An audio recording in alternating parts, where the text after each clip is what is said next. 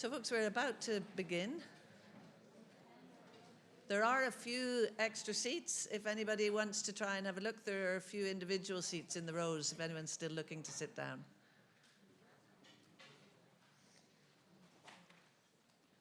So you're all very welcome, and I'm actually going to hand over quite quickly to Vincent Keenan, the chair of the board of the Wheel, to make you all welcome and to kick off our event today.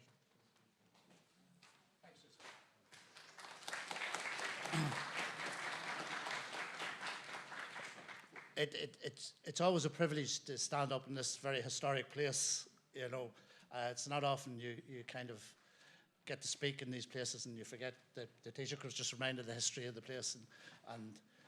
So just to acknowledge that. Taoiseach, Minister Carnegie, colleagues, I'm delighted to welcome you here today to launch a landmark report which sets out a vision for addressing the many challenges we have across our island. This vision is a combination of the iCommunity, a joint initiative of the Wheel and our sister organisation NICFA, supported by the Shared Island Unit in the Department of An Taoiseach and the Department of Communities and the Department of Foreign Affairs Reconciliation Fund.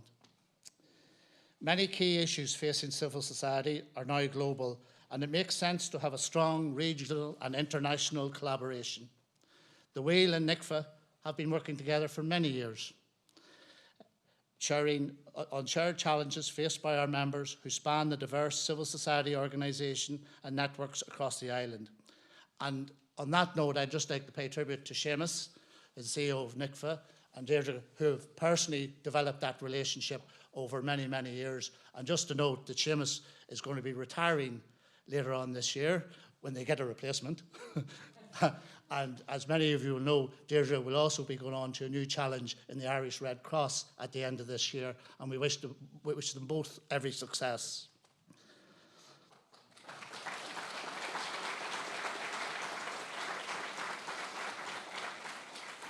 Last week, the boards of the Wheel and NICFA held a joint meeting here in Dublin, at which, again, we reiterated our shared commitment to an ongoing All-Ireland collaboration.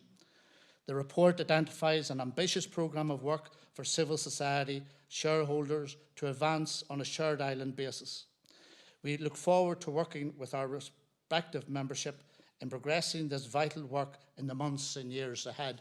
And just on that note, the two boards of NICFA and the Wheel are both representative of our membership. And I think it was very interesting last week that many of the board members seen a huge appetite themselves to be involved in that, but also for the member organisations. The vision we are presenting today is the fruit of consultations with dozens of communities and organisations over the past year. The report details the positive story of what happens when people north and south collaborate to agree on priorities for action in areas that matter to them. The themes chosen make sense on an all-Ireland basis, such as achieving a just transition to a decarbonised future, digital connectedness and inclusion, and working together, developing the island's rural economies and social enterprises, and addressing the biodiversity crisis. All issues covered fall under the United Nations Sustainable Development Goals. We look forward to implementing this vision in a new phase of the iCommunity programme, and we hope and expect this foundation will be built upon when we seek further support through Peace Plus funding announced recently for 2023. I'd like to thank the Taoiseach, first of all, for coming today, but for his enduring commitment to the Shared Island Initiative and to his team in the Shared Island Unit, Minister Hargey and her team at the Department of Communities, our colleagues in the Department of Foreign Affairs for their commitment and ongoing support for this critical and essential project. I would also like to thank many of the community and voluntary organisations, social enterprises, civil society leaders and other stakeholders who contributed to the project over the past year. Your contribution was clear, and when reading and indeed seeing the vision outlined, I look forward to hearing some of the highlighted in Susie and Alex's presentation a little later on. And I'd also like to thank Susie, where is she? Oh, there, and Alex, and indeed all the staff in NICFA and the Wheel who contributed to this project. They did it in super time, and at one point last December we were concerned would they be able to do it, but they certainly pulled off a stormer in that regard. And I'd like to thank you all for coming. I'm quite, the room is full, so I think that indicates an enthusiasm for this and an appetite for it. Collaboration in our sector is in our DNA. We don't survive otherwise if we don't. And we hope that you will join us to be part of the next chapter of this exciting project. Thank you.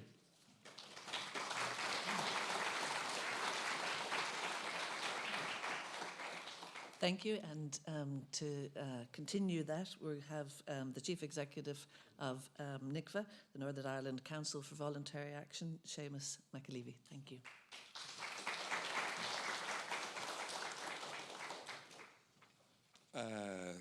Taoiseach, Minister Hargey. First of all, an apology from Olwen Liner, who's the chair of NICVA. Family commitment meant she couldn't be with us today, but I think fully endorses everything that is happening. And as Vincent said, in terms of the joint board meeting that we had between NICVA and the Wheel last week, all of our board came away very enthused in terms of the work that has been carried out in the project and what will be done in the future, so very important. So I can endorse very much Vincent's words, and also like to say thanks to the Taoiseach and the Minister for their support with regard to the project, and indeed the challenge that the Taoiseach threw out to us early on in terms of what we could do in terms of the shared island. And if you think of the iconic projects, they tend to focus on the big infrastructure issues, but what happens in society, what happens between people are incredibly important. So that's very much what we're trying to focus on and to look at. Over the years, our attitude in NICVA with regard to voluntary and community organisations in Northern Ireland has always been to look up and look out what people are doing elsewhere and see what we can learn. And we've looked far and near and a lot in terms of south of the border, and we've engaged, as people know, on many things. And with regard to I suppose what some people call the cross-border work, it's two aspects for us. There's the border communities themselves, and as people know, they tend to be a little bit peripheral wherever they are. They're the furthest points quite often from the political centre. And if you think about the European Union, it created the Interreg programme to try and deal with the border issues. And I remember quite a number of years back when things were really difficult there, difficult for people. And people work out their own solutions. So government can help or government can hinder. And I'm glad to see that our governments are working together to help people deal with the difficulties of living in the border areas. But also, it's about the wider issues that impact the voluntary and community sector in Ireland, North and South. And we've collaborated quite a lot on things like structural funds plans and the common chapter. Quite a number of years back, organisations in Northern Ireland and the South focusing very much on our common issues.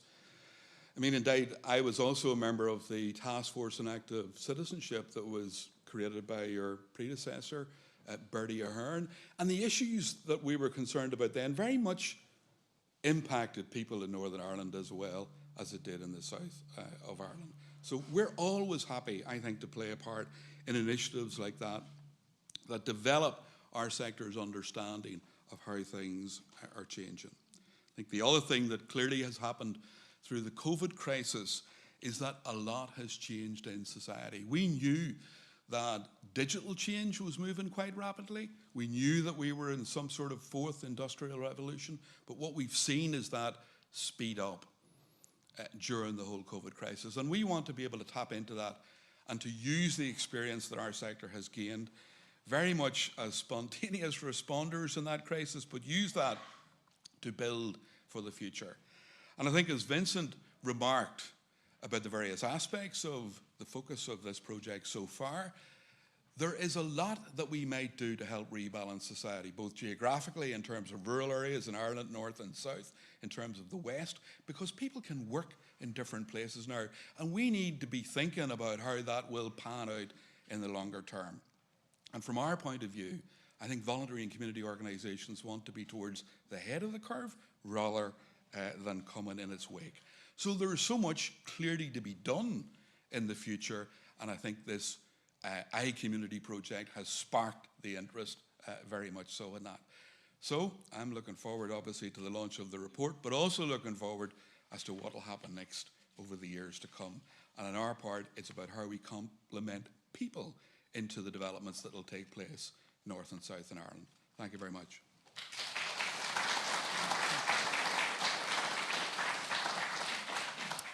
So I'm introducing myself. I am the project director for iCommunity, and I got involved in this in December last year. And I know that there's people in the room who've been part of the conversation, but there are other people in the room who maybe haven't as much awareness as to what this project is about. So rather than just talking, we put together a little video. If you're from a certain age and a certain place, you say, roll it there, Colette. But we're going to just move on and play that video now for you, just to give you an overview, so you'll hear my voice on that. The community and voluntary sector across the island of Ireland has responded for many years to all of the needs and challenges and crises that come upon us. In recent years, these have seemed ever more intense with the pandemic, increased migration and climate change, amongst other challenges. In addition, frameworks, funding mechanisms have changed in a new political context in the community sector in Northern Ireland. In light of those changes, there could be threats to cross-border and all-island collaboration. iCommunity was born as an initiative of the two umbrella organisations for civil society, the Wheel and Northern Ireland Council for Voluntary Action. With a long history of collaboration, they decided to act to convene civil society to discuss practical solutions to pressing issues of our time. iCommunity is a hub for work to strengthen and build new relationships to support the action on the ground in communities across the island. To start work on a shared vision, 5 themes were chosen to reflect the areas of shared challenge, both locally and globally, such as climate change and the biodiversity crisis, the rising inequality highlighted by the pandemic, as well as rural sustainability and digital inclusion. iCommunity was launched in December 2021 and is supporting non-profits and social enterprises in the Republic of Ireland and Northern Ireland to discover each other and to discuss the benefits of collaboration in their shared interest areas. I want to commend the Wheel and NICVA on the work that they have done to get this exciting project up and running. They pushed ahead with the work, and now this project seeks to bring together civil society on both parts of the island. The Department for Communities is proud to support this new all-island initiative that will bring communities together to discuss solutions to our shared problems. I think the specific themes that have been identified within the programme around rural sustainability, recovery from the pandemic itself, developing the island economy, digital inclusion, and achieving a just transition around decarbonisation really resonate very strongly with everybody in society. It's some of the key talking points, but also within governments as well, as we start to grapple and to look at these issues in a more systemic way going forward.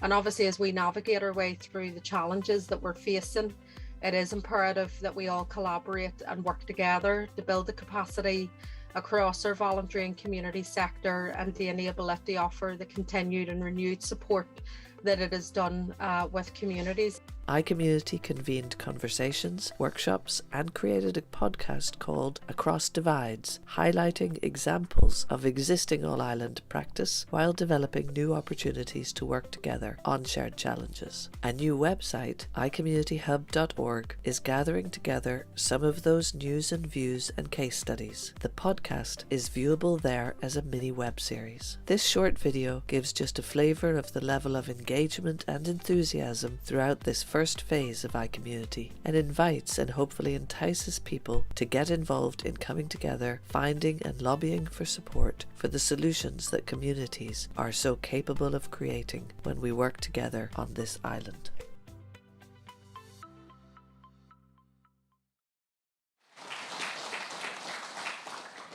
So that should mean I don't need to say anything else, right?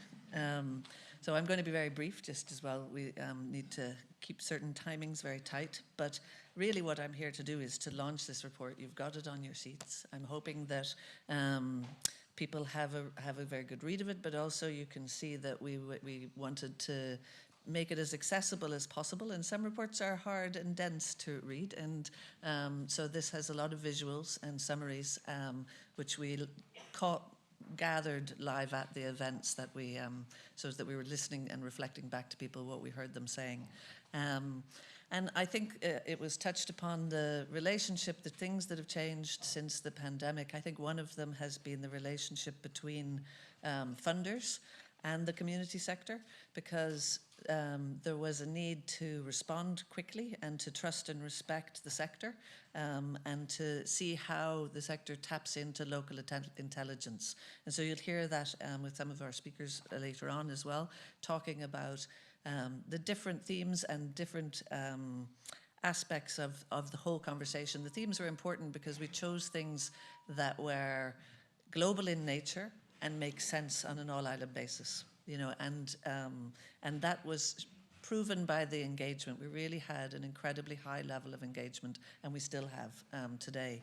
So I'm not going to say too much more. You can particularly look at the recommendations for policy and the thematics that people, you know, kind of tried to condense down through each conversation and say, these are things that would help. And some of them are the ways that happened during the pandemic, where there was a high level of trust, increase in flexibility in the funding, and bureaucratic responses were removed, and that kind of came up. And then there are some specific ones around each of the themed areas. So I draw your attention to those. But I'm going to hand over now to Alec McMaster, who has been a very large part of compiling this report, but was also the co-producer of the podcast. And I asked him to reflect on those conversations, as well as a lot of the conversations that were held in the workshops and online spaces are contained within the report too. So Alex.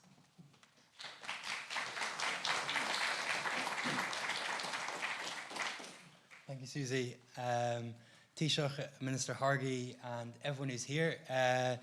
This has been a fantastic project to be involved with for the past few months. I've been on it since January. I'm mostly involved with producing the podcast and then also in the write-up of the report. But in another job, I am an ecologist, and I'm working mostly underwater. And just last week, I was in Carlingford Lough, leading a team of divers to survey the seabed. Similar to Lough Foyle, which forms the other end of the Irish border, Carlingford has seen an onslaught from shellfish farming, which combined with the pollution carried by the Foyle and Newry rivers means that both lochs are quite dark and turbid.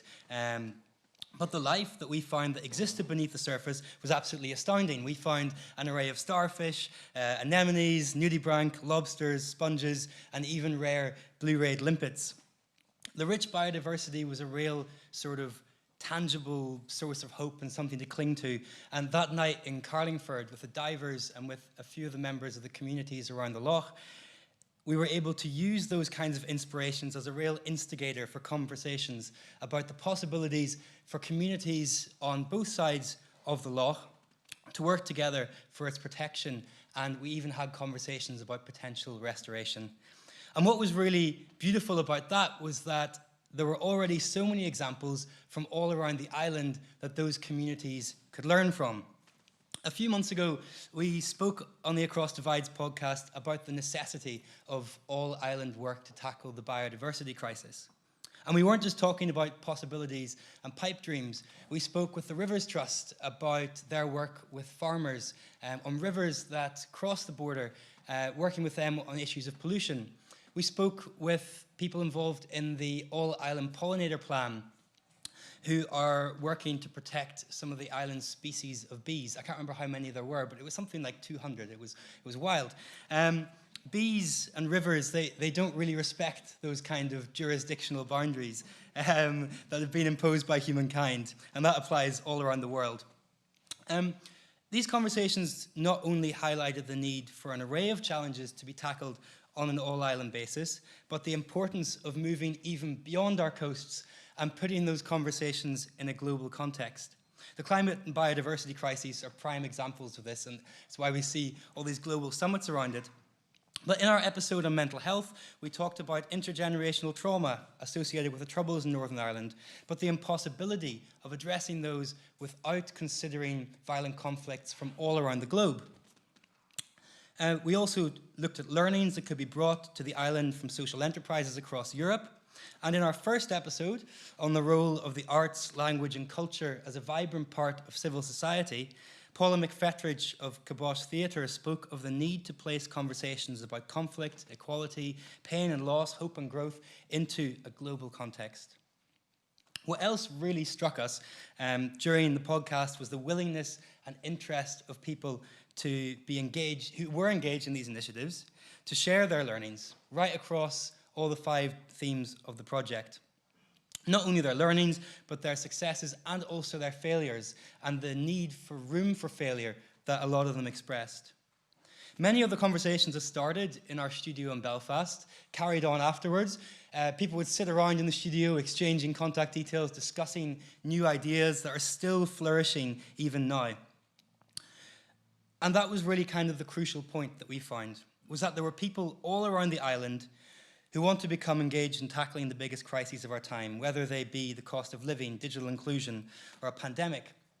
And like the divers in Carlingford, who were just at the start of looking at these kinds of ideas, what they often needed was to see these inspirations, these visionary projects, and to learn from them. And that was where the willingness and enthusiasm from our guests to share their learnings and their experiences really, really had its value. It means they can become part of wider movements for positive change, addressing issues that span not just across the island, but right across the wider world. And a lot of the work that we talked about was not on a large scale, which is why this is so important, because it was all made up of individual but monumental efforts that were growing up slowly from the grassroots. A lot of people, some of the examples were a group of people in direct provision who started a business, or secondary school students who formed a union to prioritize their mental health during the pandemic. It was by connecting the dots between these efforts that wider and stronger movements could be built. And the deeper that these were rooted in communities we found, the better that they hold fast against growing global crises. In ecology, we know that a rich, diverse and interconnected ecosystem is a strong one that will be resilient in the face of change. And throughout the podcast series, we discovered how rich and diverse the community and voluntary sector is all across this island. Fostering connections between it and feeding the enthusiasm of its many vibrant and highly motivated actors can only drive positive change. Like the communities that I met last week in Carlingford, the many actors we interacted with during the podcast series are so close to the challenges at hand that their efforts and their motivations are practically unwavering. And that's what made the podcasts so engaging and the conversations so interesting for us. These are the people who've demonstrated time and time again that if given the opportunity, they can create such meaningful change. Taoiseach, Minister Harvey, and to everyone who's present, I hope that you get a chance to listen to the podcast, that you feel the same enthusiasm as Susie and I have gleaned from the work of its participants, many of whom are here today, and that you're able to support the visionary outlook that they present for what a future island and what a future community sector might look like. Thank you.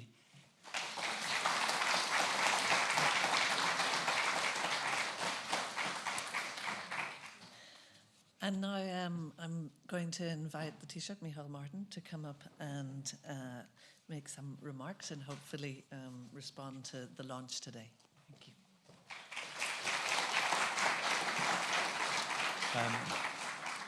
Well, thank you, Susie. It's part of my dúspara, mo fecus squad of us octin. Could have live con an tourist call shot a queer filan chol gehifigul le ara hargi koma. I'm delighted to be here, genuinely, and I want to thank you for the invitation. Delighted to be here with Mr. Hargay and also my colleague in the European Parliament, Barry Andrews, and other public representatives that I may not have seen quite yet. Just to say, to participate in this launch of the iCommunity project, report by the Wheel and the Northern Ireland Council for Voluntary Action.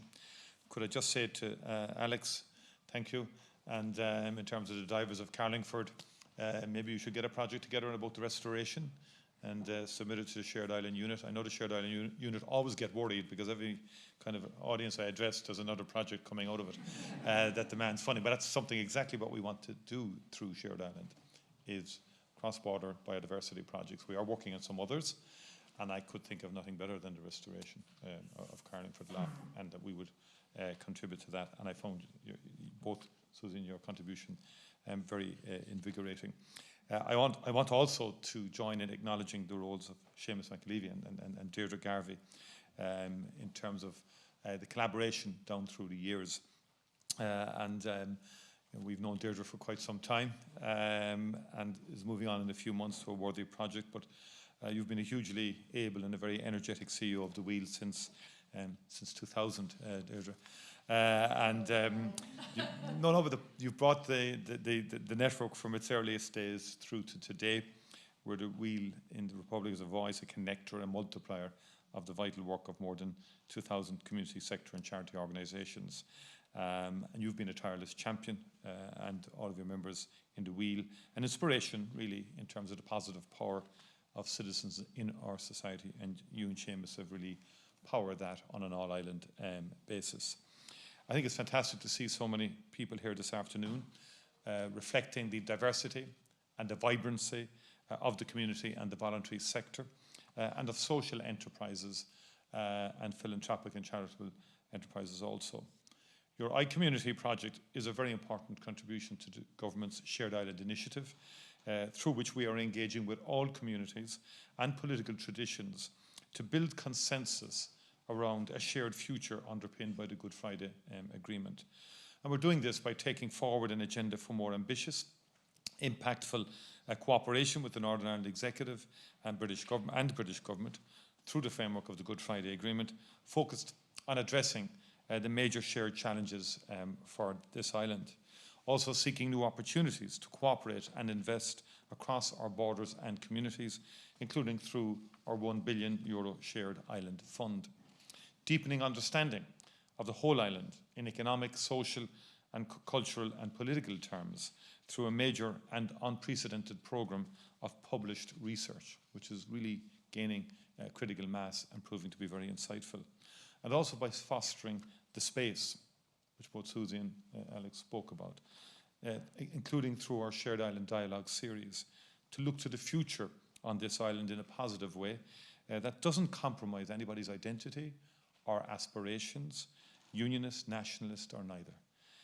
I remember when I launched our Shared Island initiative about 2 years ago, just up the hill in Dublin Castle, Deirdre Garvey participated, spoke of the readiness of community and voluntary organisations to provide leadership in this endeavour, of your unique capacity to facilitate inclusive, practical, meaningful ways for communities to interact and collaborate around shared challenges. And Deirdre said memorably that for civil society, and I quote, "The building of consensus and respect for diversity through dialogue and engagement is our very DNA," unquote. I then said that day that the government would work with the Wheel and the Northern Ireland Council for Voluntary Action to support a new iconic project, to help bring civil society and communities together and to work on common cause around shared concerns. Because that is the very essence of what I was trying to achieve in establishing the Shared Island Initiative in the first place. So it is hugely welcome that in the time since, the ambitious iCommunity project was developed by the Wheel and NICFA. You secured support through the Reconciliation Fund of the Department of Foreign Affairs and my department's Shared Island Unit. The Northern Ireland Executive also supported the project. And I very much welcome the Minister for Communities, Deirdre Hargey, MLA, who is with us today, will also be contributing. And as set out in today's report, the iCommunity project has delivered an impressive and intensive first year of engagement. Today is a moment to acknowledge this progress and all of the hard work involved, to hear reflections, to consider the recommendations in this report, and to look ahead to a continuing strong role for this project and for the community and voluntary sector in our shared island approach and in shaping the future of this island. As we do that, it is worth remembering the centrality of civic engagement in the Good Friday Agreement. It refers, the agreement, to civil society's vital role in consolidating peace and political agreement. Recognising that building peace and making progress on reconciliation is always fundamentally, of course, about people, about how we listen to, understand and accommodate each other across our different communities, and how we co-create an inclusive, prosperous, promising future on this island, however that is constituted. The agreement also includes important provisions for a civic forum in Northern Ireland and a North-South consultative forum. These are supposed to complement and support the power sharing and North-South political institutions, but are not currently implemented, which has always been a source of regret to me. The government does not lose sight of these civic provisions and will keep engaging with all parties to build the consensus needed to get these key elements of the agreement in place. And at this time, the need for a strong voice and role for civil society in all its dimensions and diversity in the peace process could not be clearer. To help keep focus on the imperative of getting a new power-sharing executive formed and the North-South Ministerial Council meeting again without any further delay. We are seeing a denial of the mandate given by the people in the Northern Ireland Assembly election last May, and this has to be addressed by everyone in a position of responsibility to get the executive in place again and working for everyone's interests in Northern Ireland. And this is all the more pressing as we face into a difficult and economically challenging winter. So many in civil society in the North are also helping to make the case for finding jointly agreed European Union United Kingdom solutions around the implementation of the protocol to resolve genuine concerns of people and businesses while maximising the benefits of the protocol for all in Northern Ireland, and I thank you for it. With the right political will, I have no doubt that solutions can be found on the issues around the implementation of the protocol. There is an opportunity now to inject fresh impetus into European Union United Kingdom discussions, and the government will keep working to support that. It is essential also that civil society keeps contributing to the repairing and reinvigorating of relationships across our communities and borders to help get beyond the challenges and strains that Brexit has raised in recent years and move on to a more productive agenda, squarely focused on making this island a better place for all communities. On all of these issues, there are roles and responsibilities for political leaders in Northern Ireland to live up to and for the two governments as co-guarantors of the agreement. As Taoiseach, I promise you that the Irish government will play our part and keep working sincerely in support of all of the institutions, principles and commitments of the Good Friday Agreement. We will do so interacting with and listening to civil society and communities across all traditions on this island. It is in this sensitive and at times contested and challenging social and political context that the iCommunity project has operated successfully over the last year, focusing on building on existing connections and scoping out means for new and sustainable links, harnessing the strong desire that is palpable in the community and voluntary sector to work together towards common goals, recognising also that many in civil society have not had the scope or indeed the opportunity to look at cross-border cooperation before, and that some in Northern Ireland have genuine concerns or suspicions about all-island interaction, which should be acknowledged and addressed.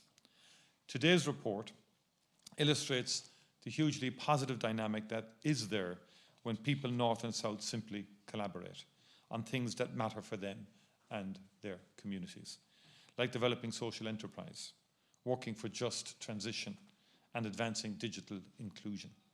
It was heartening to read that when people were asked for their views after iCommunity workshops on these and other common aims, the predominant feeling was hopeful, followed by confident and excited.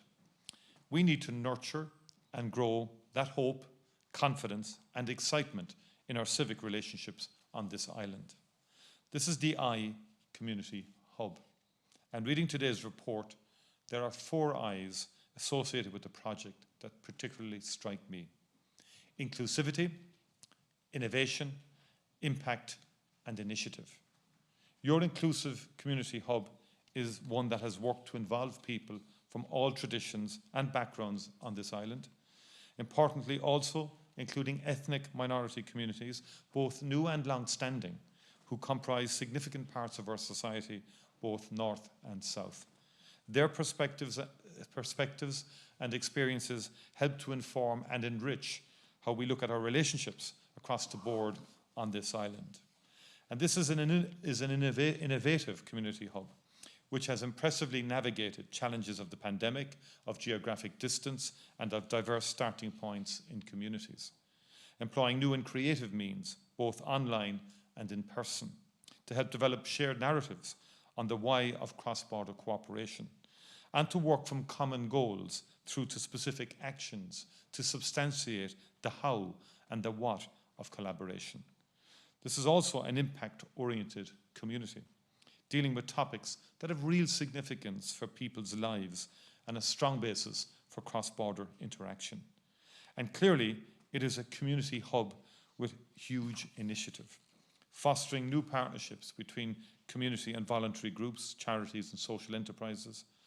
Truly, the iCommunity Hub reflects the unique convening and consensus building capacity of the community and voluntary sector. I'd like to conclude with a few words on the recommendations in today's report and how they inform our Shared Island initiative. The project makes recommendations across 5 thematic areas. On the climate change and biodiversity crisis, the need for support for scaling up community-led solutions is highlighted. This has also been a strong message coming through from our Shared Island Dialogue series and in the work of the National Economic and Social Council. I see it secured most attention in the iCommunity workshops as a powerful, quote, powerful and tangible opportunity for all island collaboration, unquote. The government agrees fully, and we are responding to this through our Community Climate Action Programme. The second major strand will launch this year and will now include a specific cross-border dimension enabled by an allocation of €3 million from the government's Shared Island Fund, with at least half of the funding going to project delivery in the north. Supporting local authorities to step up climate action by working with communities. This will remain a major focus for government in our Shared Island approach. iCommunity is also making recommendations on the themes of social enterprise, rural development and digital inclusion, emphasising opportunities for deeper collaboration and networking. And these themes are also explored in a lively Shared Island dialogue in Monaghan in May, convened by Minister for Rural and Community Development Heather Humphreys TD, with over 200 stakeholders from north and south. In follow-up, the government is looking to deepen our cooperation in these areas. In particular, looking at how we could roll out connected hubs on collaborative north-south basis as effective enablers of rural regeneration, social enterprise, and for digital inclusion. The iCommunity project has made conclusions also on recovery from the COVID-19 pandemic, and I would like to acknowledge and pay tribute to the massive and truly heroic contribution of the community and voluntary sector and of charities across this island during the pandemic. The positive impact, innovations and insights of the sector through the course of the pandemic will rightly now be central to how public policy for full societal recovery is shaped. And finally, I want to refer to the cross-cutting recommendations from the project. These focus on the significant untapped potential of all-island civic interaction. The specific recommendations made warrant consideration and reflection, and that will be undertaken as all government departments work now to develop new policy, investment and cooperation initiatives as part of our Shared Island initiative. Already in developing the Peace Plus programme, funded by the European Union, United Kingdom Government, Irish Government and the Executive, we have made provision for a new theme to support citizen-level cooperation around shared challenges on a cross-border basis. This will provide at least €20 million in funding over the 6 years of the programme. And the government is also going to introduce a new Shared Island civil society funding scheme this year. Minister for Foreign Affairs Simon Coveney today will open the first pilot call for applications later this month. This new scheme will complement the vital work supported through the government's Reconciliation Fund, which has been doubled in recent years. And I'm pleased that iCommunity has recently been awarded, as has been said, a Reconciliation Fund grant for the next phase of your work. The spirit, the energy and connection to people's lives that is innate to civil society interaction, part of your very DNA, is fundamental to how we deepen our relationships across the different communities and political traditions on this island. It is how we can all come to see and know each other, not by old, sterile community labels or colours, but by contemporary, compelling, shared community goals and achievements. The simple power of connections between people is fundamental to realising the full potential of the peace process. This is what the iCommunity Hub is contributing so much to, taking the hopeful, exciting, confident next steps in the journey of reconciliation we continue on this island, founded on the Good Friday Agreement. I commend this report and thank you very much indeed for all your work.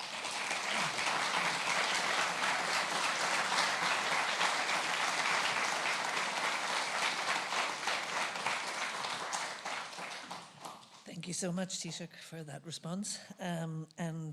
You saw on the video that she's been here since the beginning.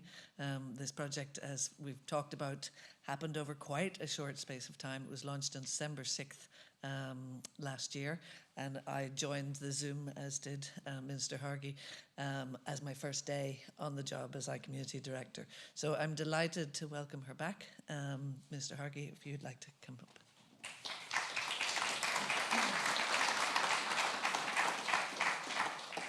Thanks very much, Susie, and thank you to everybody. And I was actually laughing when I had seen that. It was obviously in December last year when you launched this initiative, and that was still in the midst of obviously COVID that was still playing out. And I was just laughing that I noticed Simon's lovely shiny professional backdrop and mine's being a probably community worker by background was in my upstairs bedroom, which was converted into a semi-office. Working from home that day, and I just noticed the lamp had actually fallen behind me, so it's a note to check your background before you do Zoom calls. But I'm obviously delighted to finally be here in person to join many of the activists that work within our amazing voluntary and community sector right across this island for the launch of this important booklet and the work that's really going to flow from it over the next period of time. I'm delighted to be joined by the Taoiseach as well in terms of the roles that we take on by way of governance and the politics across this island also. And again, we're hearing this afternoon about the support of this island-wide initiative, the launch of the important iCommunity report, which starts to look at the issues that impact on our people, on our communities, and of course on our environment. And as Seamus said, I mean, societies change, they evolve, and with that comes new challenges and opportunities that we have to raise in terms of meeting those issues. And importantly, collaboration across our island isn't new, it's definitely needed, but it's not new in terms of how we engage, whether that's through business, whether that's through politics, through sport, the environment, or built heritage, through agriculture, through biodiversity. We are forever engaging and interacting and have done on a regular basis as well. But of course, this is an exciting project in how we can tackle common challenges and opportunities, particularly looking at our voluntary and community sectors, and enable to offer our continued support to those communities, to those structures, to ensure that we are building sustainable infrastructures at the grassroots, but also regionally and more strategically across the island. I think it is important, particularly that we do target interventions at those who are more challenged through environmental, societal or economic changes. And indeed, we've really seen that over the last few years with the COVID pandemic and now with the cost of living crisis as well. Again, I do want to take this opportunity to thank Seamus and Deirdre and all of your teams at NICFA and the Wheel for the hard work, leadership and dedication that you've shown, not just in developing this programme and producing the report, but the work that you've done in engaging and encouraging the community and voluntary sector to work together, to engage, to plan, to agitate and to lobby as well. And I don't think you ever retire from this job, so I'm sure Seamus will be going on to do other things, and of course Deirdre has already found well and I know that you collaboration and work, and importantly that agitation and activism that is needed within our communities as well. I do want to particularly commend the approach that's been taken of co-design and inclusion of new voices and perspectives, lived experiences and fresh evidence within this report and within the workshops that have taken place, all of which are integral to policy and decision making for better outcomes for our people. And our island is changing. We all have a really unique opportunity to shape what that change looks like. And for me, I think that's the real exciting proposition that we have in front of us in the time ahead. I'm proud that my own department's Regional Infrastructure Support Programme was able to provide funding to support this joint initiative that has brought our communities together from right across our island, north, south, east and west, to discuss solutions to our shared challenges. And I want to acknowledge more generally the inspiring work of both the Wheel and NICFA and the broader voluntary and community sector. As someone who has come from this sector, I've been a community activist from I was 12. I come from a family of community activists who still work in the inner city working class community that I live in, the market area in South Belfast. And for me, activism, it's not just a career path, it's probably a calling, it's a way of life for communities and for people who are involved in it. And again, I just want to commend all of our community activists, all of our organisers, all of our agitators for the ingenuity, I suppose for the leadership and for the building of bridges that you have been doing over many years and decades.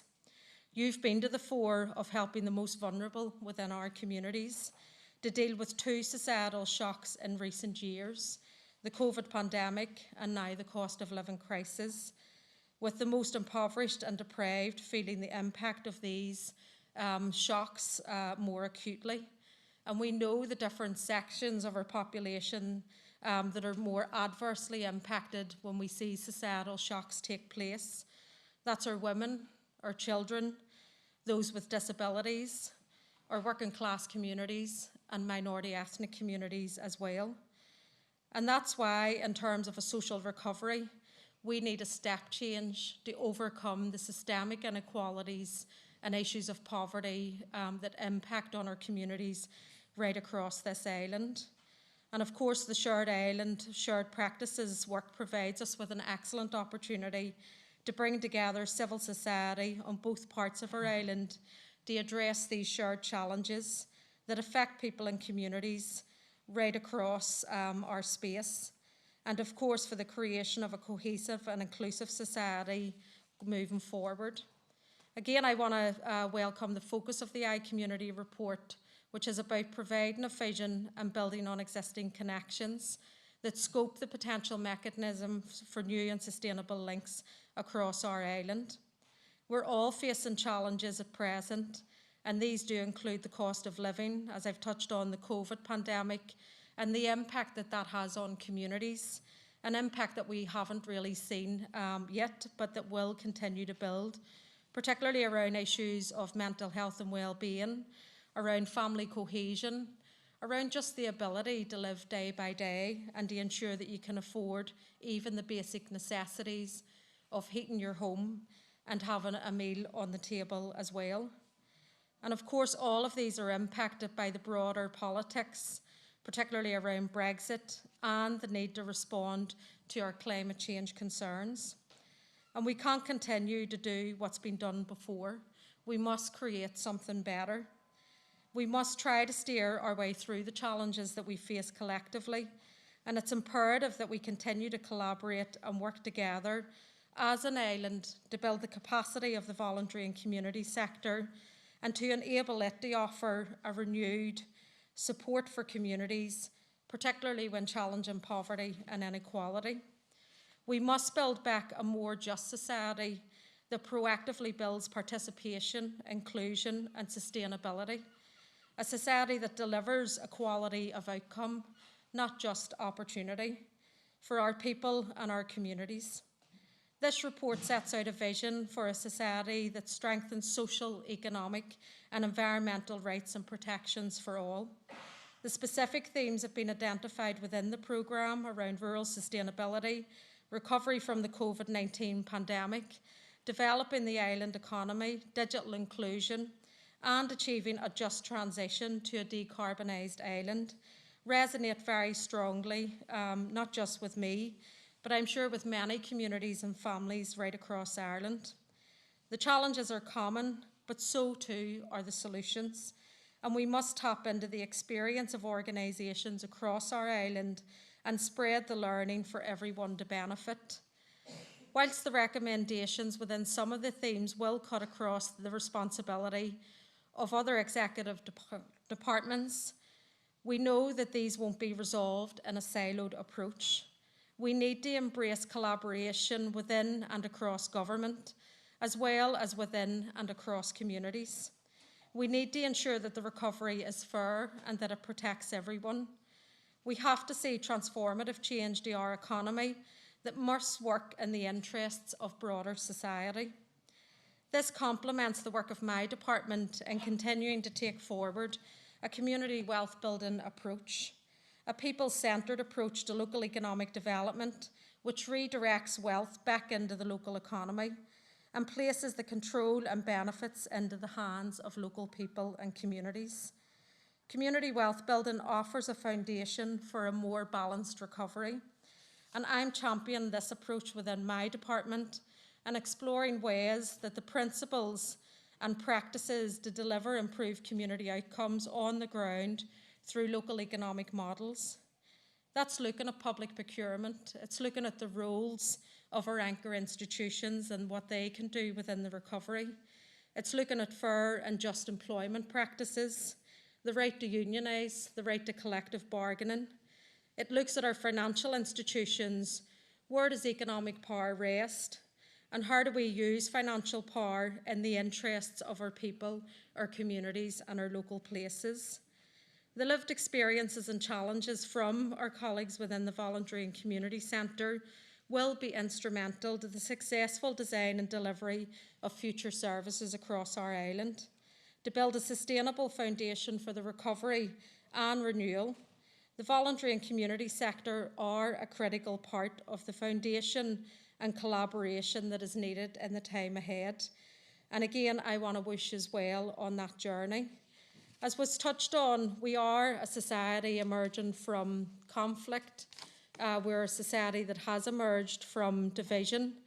And I think one thing that it's taught me as a community activist, as someone who's worked on the interfaces within Belfast, particularly where violence often spilled out onto the streets, and now as Minister in the Department of Communities, our history and our experience is shared. It doesn't run in straight lines. It's a lot more layered and complex. And part of the solution in building a really cohesive society going forward is to ensure that it is interdependent, that we do depend on each other as social beings and as human beings, that we are interconnected, and that we are working together to really build a truly inclusive, fair and just society going forward that protects the most vulnerable within our communities as well. So again, this sits so well with what we're trying to do as a department, what we're trying to do with an executive, and obviously the priority is to get the power sharing executive in the north up and running again, that we can work across our island and indeed across our islands in terms of building a better future for all. So again, I want to thank the Wheel, I want to thank NICFA, I want to thank all of our community activists and practitioners who work day in and day out on the ground. I want to continue to work with yous in making sure that we're building the infrastructure, that we're building the capacity, that we're investing in looking at the longevity of the sector going forward, but importantly that we are delivering for people and for the next generation as well. So, Gormila Mayoga, thank you.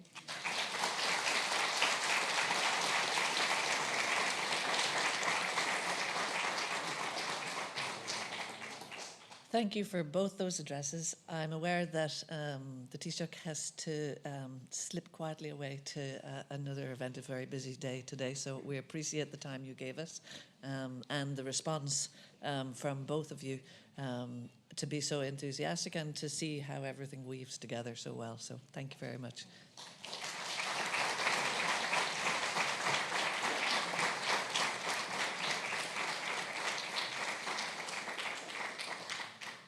So for our next speakers, by the way, the event is being live streamed. You may have seen the event being recorded as you came in this morning.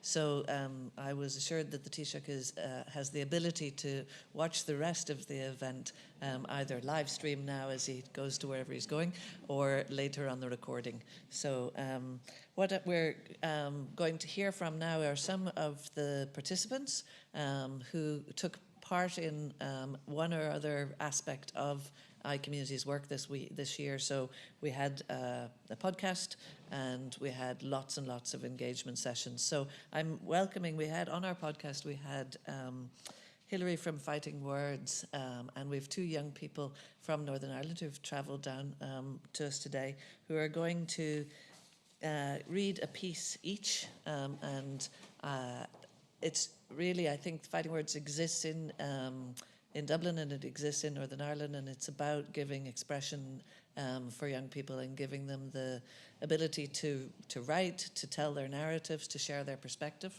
And that's something that the inclusive eye that the Taoiseach referred to, like we really are trying extremely hard in iCommunity to make sure that the voices that aren't always in the room are in the room and to hear from as many different perspectives as possible. So I'd like you to welcome, I think first you can both come up together if you like, Keela and Patrick.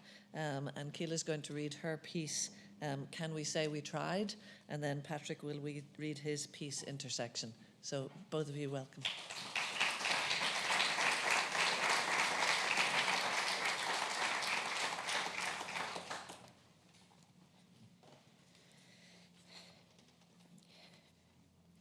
We can say we tried to end this global feud.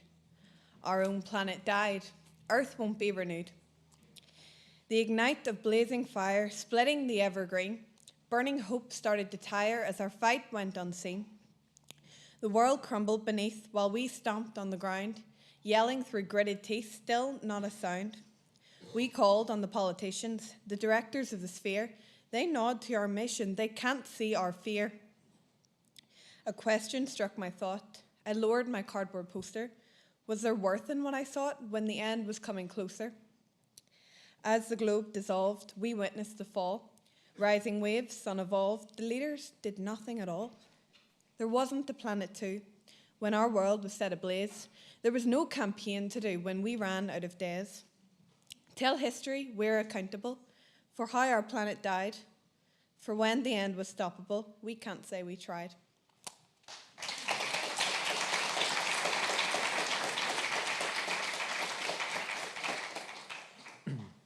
The intersection. Our rivers roll and mountains crest in free form through borders oblivious of constraints. Our problems spill as diverse brews of reform. Our people, we seek an end to restraint. Cooperation, a luxury, two weary hands amidst the haze. Ignorance, its choked mark of drudgery, dissipates steadily through our praise. Green, orange, white, red, a conglomeration, diverse swathes of furious stupor. Generations respond across our nations, friendship in the face of a fearful future. Billowing toxicity plagues our parched fields, our island convalesces, scars fade. Secluded communities unite hands healed, collaboration, wonders of equality displayed. We can't promise we'll solve all your problems, cease anxiety seeping through the unknown. We can't promise we'll solve all your problems, but we can promise that you'll never face them alone.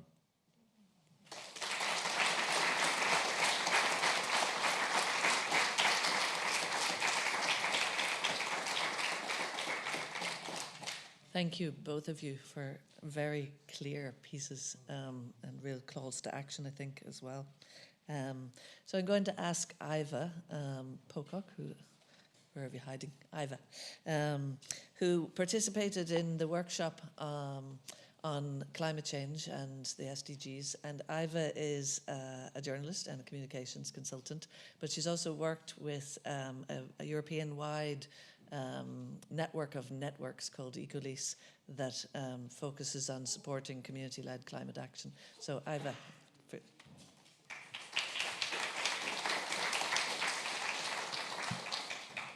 Thanks very much, Susie. Minister Seamus, Deirdre, it's an honour to be here today. So I went along to one of the conversations that was hosted by the iCommunity, I think it was in May, and I was feeling particularly low, no work and, you know, the pandemic, no paid work, that is. And I went along and it was the conversation about climate change. And I have to say I found it a real shot in the arm because there was a diversity of people at the conversation. There were people from the Midlands Just Transition project in the Midlands of Ireland. I remember meeting the sustainability officer of the Peter McVerry Trust. I had no idea that there was such a role, looking at how they could make their buildings more sustainable. And so the theme of, I think, the initiative of iCommunity to try to bring together people across the island working in the NGO and the civil and community sector is incredibly laudable. And on that day, the theme of climate change is so pertinent as well, because the fact of the matter is that methane and carbon dioxide knows no borders, and that is why we are dealing with it at an international scale. So the notion that we could somehow deal with it here on this one little biogeographical island that we all live on, and that is divided into two jurisdictions, the idea that we could deal with that without collaborating it's completely absurd. So I think what the iCommunity has done thus far is to lay the foundations of this deeply, much more intense collaboration. And some of the initiatives that were shared on that day during those conversations and also during the podcast, listen to it if you haven't. I can't admit that I've listened to all of them, but the few that I have, they're really superb. So some of the initiatives that have been shared that demonstrate what is happening at community level in terms of a just transition and of dealing with the biggest challenge that we all face, that of the climate emergency, include things like the All-Island Schools Programme, Educational Schools Programme, which is looking at both environmental education, bringing together schools from Belfast and Lurgan and Galway, schools in the north and the south, so looking at environmental education, but also building cross-border understanding and collaboration.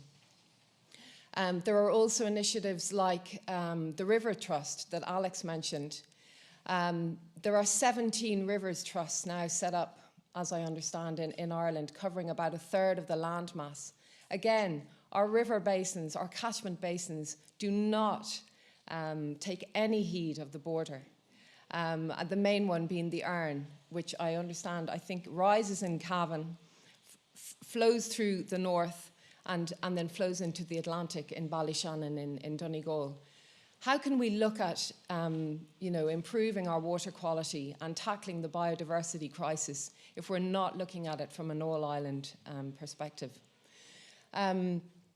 The other projects which I think are really worth, which really struck me as extremely valuable in sharing, are the Just Transition project in the Irish Central Border Area as part of the Irish Central Border Area Network. The work that has been done in the Midlands of Ireland, looking at how do communities survive and thrive when the economic foundation upon which they have relied for decades, i.e., the industrial mining of our peatlands, is ending.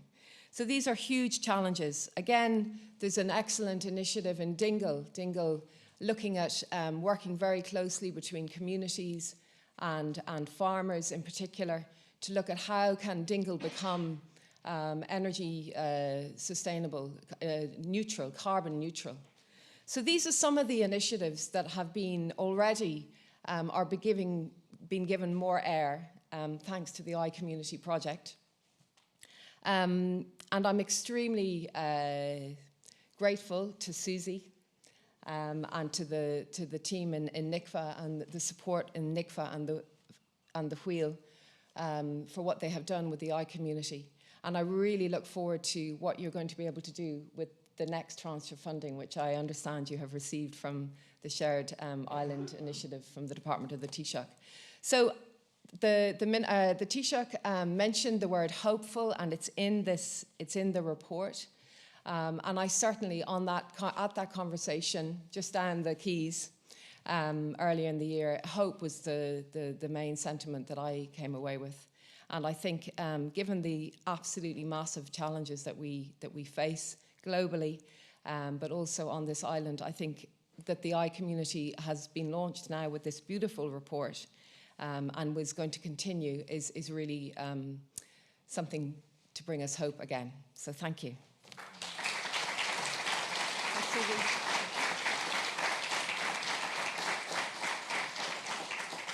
So one of the challenges, especially as we were running this program this year, as we were coming out of the pandemic, was to get people to meet face to face. So we did create online meetups, and we also added hybrid, so that people could come face to face or not. And then, of course, we're also adding to that, will you come across a border? Will you come south? Will you go north? And so the next speaker, Marina Cunningham from Traveller Heritage in Meath, social enterprise, travelled north to Belfast for the social enterprise conversation. And I just wanted to ask her to share a little bit of what she might have learned, or what that meant to her, why she did take all that effort to meet in person and to go travelling.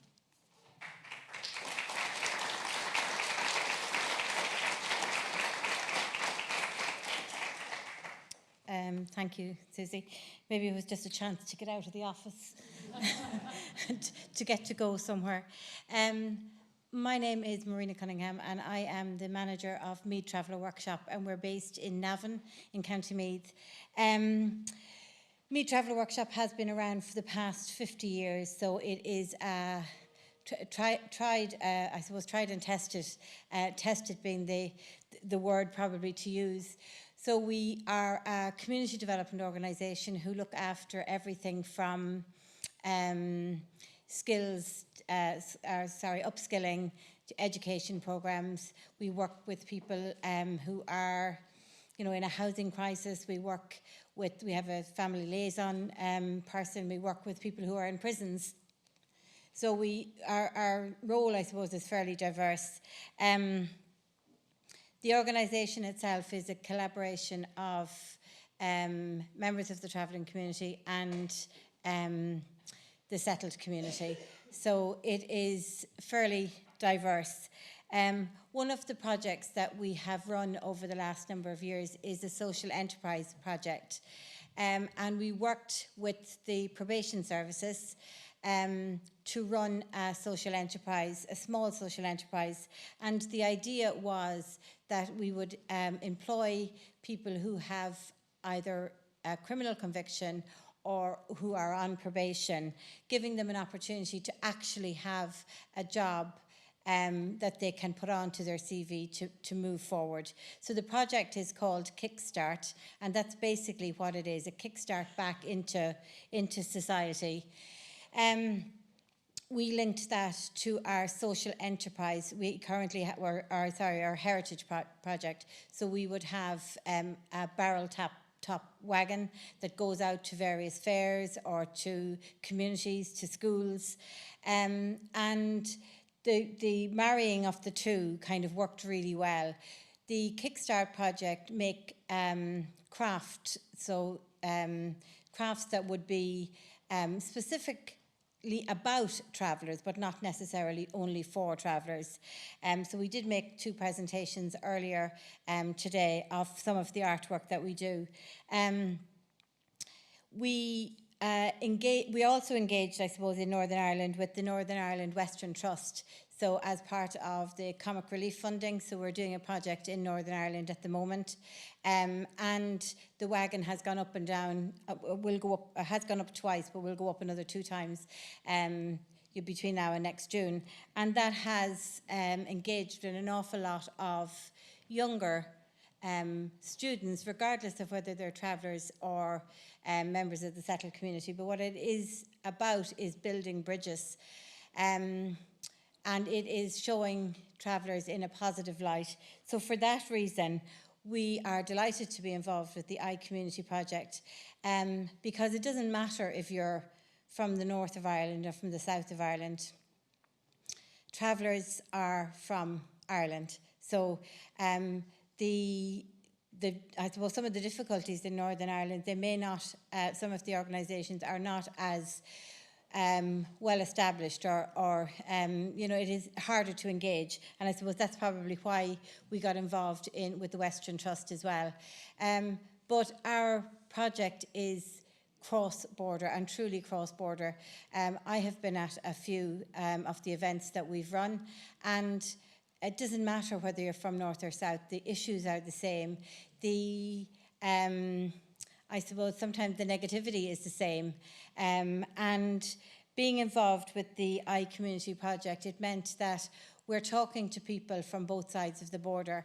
We are giving an understanding, I suppose, of where travellers in the south are coming from, but it's an opportunity to meet up with people from both sides of the border, or the divide, I suppose. The settled community and the traveller community would be the divide in itself.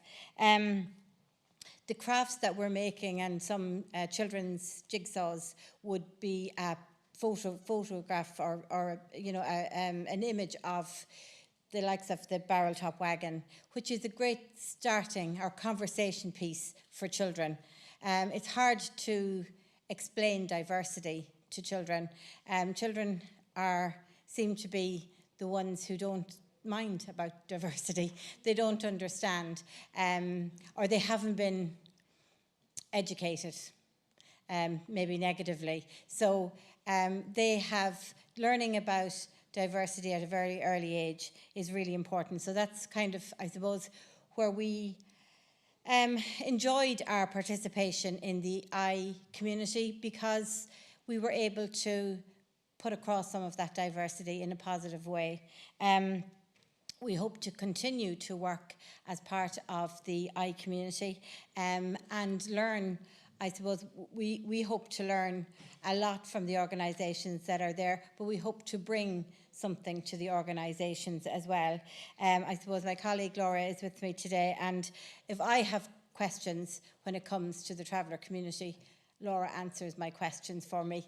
And I suppose there are lots of things that I would have said in the beginning when I started working, and I would always check to see, is this politically correct? And my answer was always, it's perfectly fine as long as you're not saying it in a negative way.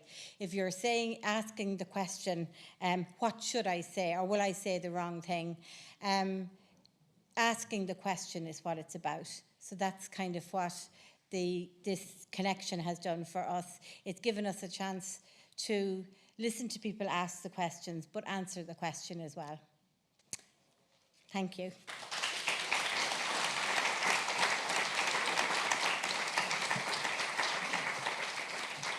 So I suppose one of the things I want to say is that I've felt enormously privileged to be party to all the conversations, because I get to hear all that kind of shared learning, and how there are lessons from places you don't know there are lessons from about how to talk to each other across different divides, age divides, gender divides, location divides, and ethnicity divides. So I'm going to ask Megan McDermott from the Centre for Cross-Border Studies, who have been in this space, and I think I want to say that anybody else who was already in the space of collaboration on an all-island basis have been incredibly welcoming to us as the new kids on the block with iCommunity, and they've also helped a lot with giving us context because of the kinds of studies and research they do, and one of the outcomes is that both the Wheel and NICFA are now signatories to the charter that Megan might mention just now. So.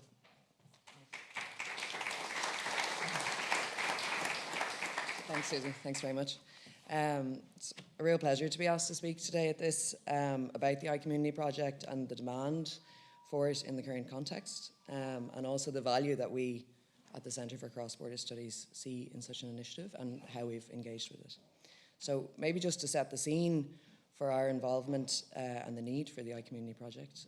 Over the course of 2021, the Centre for Cross-Border Studies undertook 4 quarterly surveys, and that was on the conditions for North-South and East-West cooperation. These are aimed at community organisations and local authorities on the island of Ireland, and the surveys focus on 4 dimensions, so the political, social, regulatory and material contexts for cooperation. Responses to the survey show a really strong commitment to North-South and East-West cooperation among community organisations and local authorities. It also shows a significant determination to maintain cross-border relations and continue collaborative activities, despite what was considered a negative political context. So in that vein, there are indications of an emerging trend that should caution against taking the commitment to cooperation of community organisations for granted, particularly those in the Republic of Ireland. The decline in respondents from the Republic to the surveys, coupled with other evidence gathered by the Centre, suggests a risk of emerging, although still isolated, attitudes among some civic society organisations in the South. What the surveys show is that a small number of organisations that have limited resources and various competing organisational priorities within their own jurisdiction are beginning to view cross-border cooperation with Northern Ireland as potentially overly problematic, and therefore they may feel increasingly reluctant to engage in that cooperation. This is the case, I should say, even if they still recognise the inherent value of cooperation. And unsurprisingly, comments offered by respondents from the Republic also noted decreasing contact with counterparts in Great Britain, resulting from its departure from EU networks and projects. In some instances, this was also seen as being the case for organisations from Northern Ireland. The political context for both North-South and East-West cooperation was seen by 60% of respondents as having deteriorated in the first quarter of 2021, and to have remained more or less the same for the rest of the year.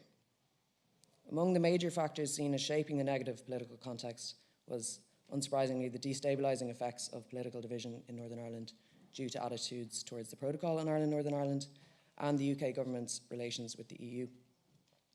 I should say there are important variations between the responses offered by those North and South. So organisations from the Republic in many cases revealed a comparatively more pessimistic view of the underlying context for North-South and East-West cooperation. Although responses saw the social context for cooperation as being affected by political tensions, the majority response was that community support for North-South cooperation was relatively stable. The same was the case in relation to the social context for East-West cooperation. So what does this mean? In essence, what we have is a long-running commitment to cooperation among civil society groups and local authorities. The value in which this cooperation is held amongst these groups is unwavering, but the political and regulatory context for its continuation and growth is under pressure. It's in this context that a long-running project of the Centre's has been rejuvenated. It's called the New Common Charter for Cooperation Within and Between These Islands. It aims to empower civic society to drive cooperation North-South and East-West. It's a celebration of the many existing cooperation efforts and an encouragement of future collaborations. It was agreed as part of a significant process of dialogue between 2014 and 2019 among a broad range of civil society organisations from across the island of Ireland, and then with further consultation from civil society in England, Scotland and Wales. The Charter is essentially a set of agreed principles for civic society organisations who participate in North-South and East-West cooperation. So this includes, but isn't limited to, recognising the importance of increasing opportunities to share information, knowledge of policy, best practice within and across these islands, improving policy making by matching it to realities on the ground, and identifying cross-border opportunities to collaborate to solve shared problems or exploit common resources. iCommunity is a prime example of these principles in practice, and I'm delighted that the Wheel and NICFA are both supporters of the Charter. We at the Centre have had the opportunity to collaborate with iCommunity in this vein, as have a number of organisations who are strong supporters of the Charter and live out its principles in their work. So 2 of these supporters, the Longford Women's Link and Rural Community Network NI, recently discussed the importance of the Charter's principles in one of the iCommunity Across the Divides podcasts, which focused on rural connections. It was a real pleasure to work with Alex and Susie, who put in really Trojan work on that element of the project. Rural issues have a strong voice in the Charter, including issues of rural transport, rural digital connectivity and digital divides, as well as digital poverty and skills gaps among all ages. As an example of the intersectionality required with cooperation efforts, these were also among the core issues raised by the youth sector representatives in a recent review of the Charter's principles. Many of these issues are tackled by the iCommunity initiative, which has been seeking to facilitate debate and shared learning among organisations right from the beginning, at its project launch, as well as at workshops on rural connectivity and sustainability and digital connectedness and inclusion. What's particularly valuable about the iCommunity project is its emphasis on showcasing what works, platforming existing best practice, and championing cross-border cooperation, both where it's emerging and where it has existed for a long time.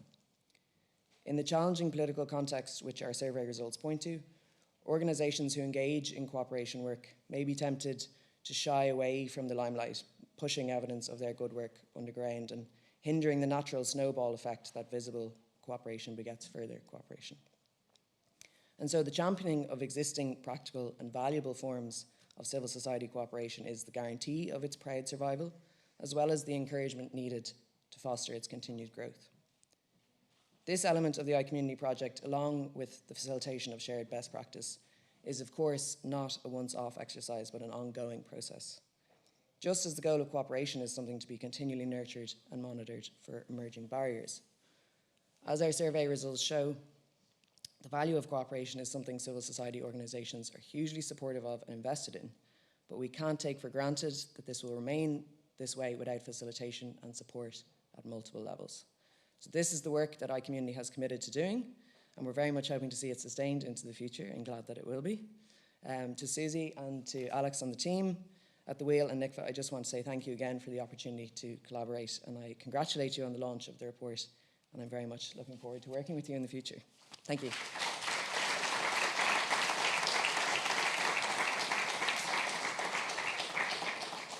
So that brings us nearly to a close.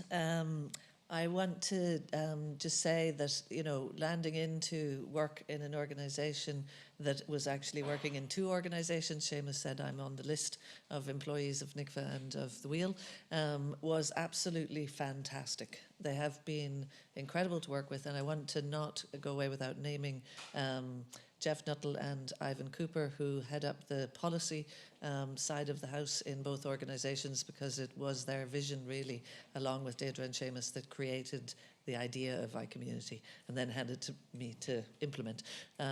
So they, you know, they've been really, really supportive all along, and lots of that local intelligence of community and voluntary organisations is held within their umbrella organisations, and so there is this intelligence to tap into, and there is a team in the room as well that can pull off events like this very seamlessly. So I think I'm just going to close with Deirdre's just going to say a few words to close the event, and then we have lunch for more connections to build this vibrant, to use Alex's analogy, ecosystem of connections, not fragmented but interconnected. And so Deirdre, to you to close. Thank you very much.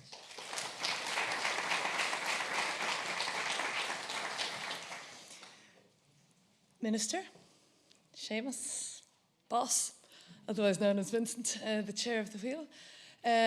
Friends, colleagues, guests, thank you very much. I really have an unscripted last couple of remarks to make, but a number of people have made reference to my departure from the wheel at the end of the year, which is a recent development. And I guess, therefore, this will be my last opportunity to pay tribute to Susie, just in terms of actually taking that vision from Ivan and Jeff, Ivan in the Wheel and Jeff in Northern Ireland, and for doing such magic to that vision and doing it justice in so many more ways than any of us could have ever thought possible. So I really want to take this opportunity to say that to Susie in front of you all, and to...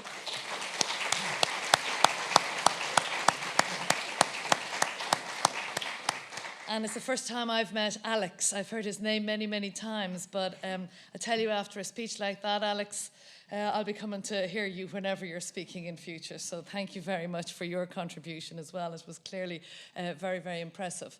And I'd like to thank the Department of Foreign Affairs and the Department of Communities in the North, because it is those two, I guess, who have provided the engine of the funding, which has made the phase 1 possible and which opens up the possibility of a phase 2. So that's really, really important, as is the, I guess, the softer leadership support from the department of the Taoiseach in terms of that support, that championing and that vision in the first place that gave us a harbour in which to, I guess, plant, whatever. You get with me. So just in terms of, to where to bring those ideas to further develop. So thank you very much. I'll be seeing you over the next few months. And I can't leave without recommending that you listen to the podcasts. They were a revelation to me, right? And I'm leaving here after 23 years, so I listened to them earlier this year, and I learned a whole load of things that perhaps I'd wished I'd learned several years ago. So Across Divides is the name of it. I really commend it to you. I'd like to lastly finish off by thanking Megan, Marina, Iva, and most particularly Kyla and Patrick. Your collective inputs were really, really stunning. And, Kyla and Patrick, keep up the good work. Your writing has a long way to go. So thank you very much. And, sorry.